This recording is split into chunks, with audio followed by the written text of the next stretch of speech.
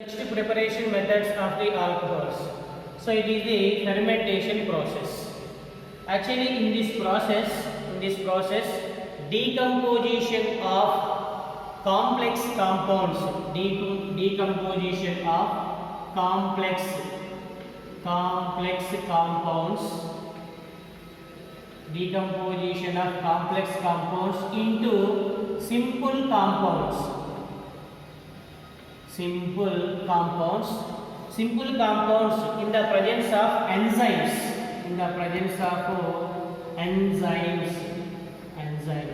so enzymes are produced by microorganisms,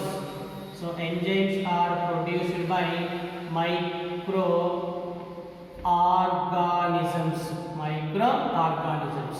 So best example of the microorganism is yeast. So yeast is the best example of microorganism. Generally yeast produces two types of enzymes. One is invertase and the second one is zymase. So this process is known as fermentation. So fermentation means decomposition of complex compounds, higher complex compounds into simple compounds by enzymes. These are produced by microorganisms like yeast is called fermentation. So yeast produces the two types of enzymes, invertase and zymase. For example, let us consider sugar cane. So by the using of sugar cane to prepare the sucrose. What is sucrose? Simply sucrose is the sugar. So after preparing the sugar, the remaining liquid is known as it is the molasses. The remaining liquid is called molasses. So molasses is the mother liquid of the sucrose. It is obtained by the cane sugar. So some amount of the sucrose converted into sugar, then the remaining black colored liquid, it is the mother liquid, it is called molasses. So by the using of molasses to prepare alcohols, best example is ethyl alcohol. So by the using of molasses, it means fermentation of the molasses to prepare the ethyl alcohol. So after formation of the sucrose, so then molasses contains 20 to 40% of sucrose. So then this sucrose on hydrolysis means addition of water. So then it gives the molasses liquid. It contains generally 6 to 10% of alcohols. Wherein 20% of molasses on hydrolysis, it is involved in fermentation process. It gives two carbohydrates like glucose and fructose. So for example, let us consider sucrose. So sucrose is C12H22 O11. So generally this molasses contains sucrose. Sucrose molecular formula is C12H22 O11. Addition of water, so it is HOH. This reaction undergoes in the presence of invertase enzyme. It is the invertase enzyme. It gives 2 moles. So that is 1 mole of C6H12O6 plus C6H12O6. So molecular formulas are same, but the structural arrangement is different. So one is glucose, glucose. Second one is fructose. It is the glucose and the fructose. So sucrose on hydrolysis, in the presence of invertase enzyme, it gives glucose and fructose. So then the obtained neither glucose nor fructose, C6H12O6, if you take 2 moles of glucose or fructose, so it is converted into alcohol. So that is C2H5OH, 2 moles of C2H5OH plus CO2 is releases. So CO2 is the byproduct in this process. So main product is ethyl alcohol. It is the ethyl alcohol. Byproduct is the carbon dioxide. This process undergoes in the presence of zymase enzyme. It is a zymase enzyme. So neither glucose or fructose converted into ethyl alcohol. The obtained ethyl alcohol concentration is 6 to 10% of alcohol is obtained. 10% of alcohol is obtained. It is the fermentation process. Fermentation means the mother liquid of the molasses is converted into alcohol is called fermentation process. So then these are the preparation methods of the alcohols.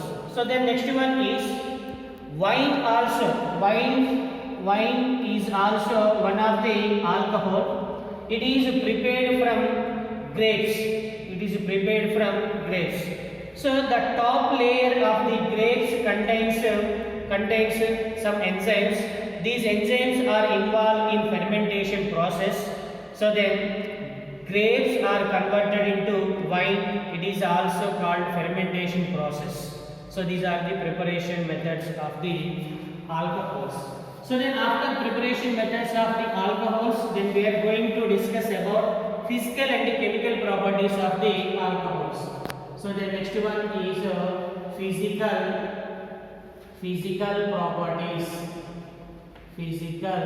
properties of the alcohols. So mainly physical property is boiling points.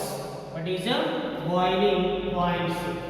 So generally boiling points of the alcohols depends on various methods.